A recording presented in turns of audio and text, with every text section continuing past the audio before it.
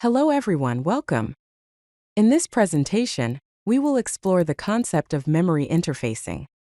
This is a crucial topic in digital logic and design. We'll learn how memory devices connect and interact with digital systems. Let's get started. So, what exactly is memory interfacing? Memory interfacing is the process of connecting memory devices, such as random access memory and read-only memory, to a microprocessor or a digital system. The purpose of memory interfacing is to enable efficient data storage, retrieval, and seamless communication between the processor and the memory units.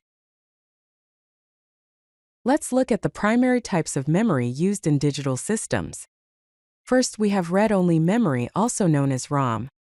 ROM provides non-volatile storage, meaning the data persists even when there is no power. However, ROM typically has slower access speeds compared to other types of memory. Next, we have random access memory called RAM. RAM provides volatile storage, which means any stored data is lost when the power is turned off. On the other hand, RAM offers faster access speeds, making it suitable for tasks requiring quick data manipulation. Now, let's examine the key components involved in memory interfacing.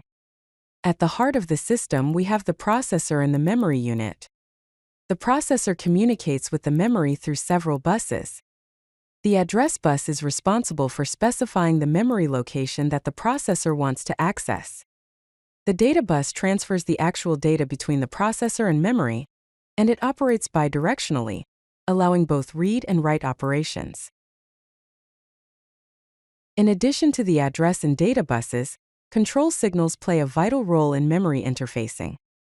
The read control signal, often labeled as RD, enables the processor to read data from the memory. When this signal is active low, it tells the memory device to output the data stored at the specified address. The write control signal, labeled as WR, enables the processor to write data to the memory. When this signal is active low, it instructs the memory device to store the data present on the data bus at the specified address. Address decoding is a critical process in memory interfacing. It involves selecting a specific memory device when multiple memory devices are connected to the same system. Address decoding uses the address lines from the processor to enable the appropriate memory chip, ensuring that only one memory device responds to a given memory access. This process allows multiple memory devices to share the same address and data bus, preventing bus conflicts and ensuring proper data transfer.